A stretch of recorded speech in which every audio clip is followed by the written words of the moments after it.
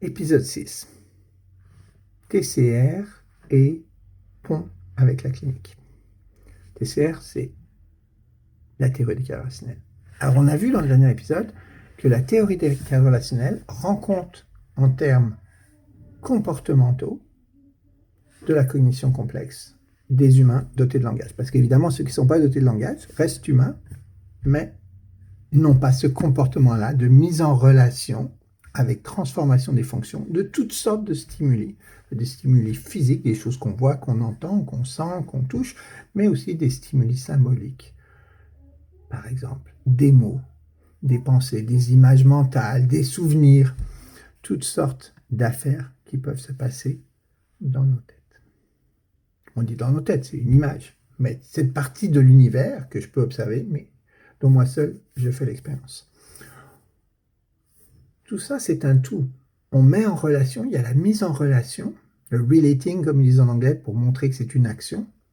Et puis, il y a aussi la transformation des fonctions, evoking, pour montrer encore une fois que ça va évoquer, alors, en termes comportementalistes, très simple, soit on va s'approcher de quelque chose, soit on va vouloir s'en éloigner. C'est ça que fait un organisme face à tout stimulus, soit il s'en approche, soit il s'en éloigne, soit le stimulus est neutre, ni il s'en approche, ni il s'en éloigne. Ça, c'est la partie fonction. Ce qui est important de saisir, c'est que ce phénomène est un tout. La mise en relation change les fonctions le plus souvent, et le changement de fonction aussi a tendance à changer les relations.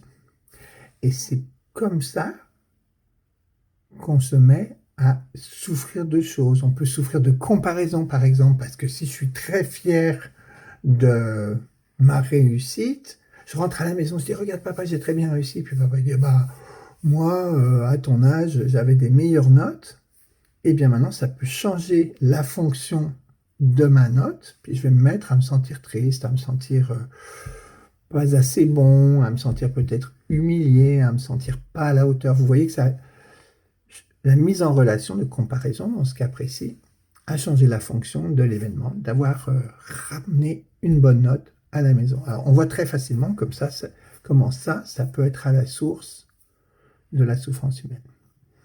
Alors maintenant, on a quelque chose qui rend compte de ça. Et ça, on l'a depuis longtemps. Cette théorie des cadres relationnels a émergé dans les années 90, puis a été vraiment présentée sous forme de livre en 2000. Alors, est-ce que oui, je l'ai ici. Bon, c'est ce livre-là, le fameux livre violet. Il est assez difficile à lire, c'est plein de jargon, et il semblerait que c'est un remède souverain pour l'insomnie rebelle. Mais à part ça, c'est très intéressant, c'est très complexe. Mais le problème, c'est que depuis 2000, dans ma conscience à moi, jusqu'en 2022, il n'y a jamais vraiment eu un lien direct entre ça et la pratique clinique. Alors pourtant, je pratique l'acte. L'acte est réputé basé sur la théorie des cadres relationnels. Mais il se passe un peu un truc bizarre dans l'acte. On dit, oui, alors, on explique la théorie des cadres relationnels, transformation des fonctions, mise en relation, c'est bon. Puis après, on dit, magie, et voilà l'acte. Puis l'acte, alors, c'est soit les 6 processus de l'hexaflex, soit dans ma manière de travailler avec la matrice. On dit que c'est basé sur les processus de base, mais c'est vraiment très difficile. Au mieux, et certaines personnes s'y sont attelées avec un certain talent, je pense à Niklas Stornecker et à Mathieu et Jennifer Villatt, qui ont, avec Steve Hayes aussi, écrit un bouquin qui a été traduit en français, en français je crois, c'est Maîtriser la conversation clinique. Ils ont essayé de rendre compte un petit peu de ce qu'on fait avec les termes de la théorie des cadres relationnels. Mais très franchement, dans mon expérience personnelle, c'est plus une manière très compliquée de rendre compte avec les termes théoriques de la théorie des cadres relationnels de ce qu'on fait en pratique clinique, plutôt qu'une théorie qui est utile, qui nous permet de guider la pratique clinique.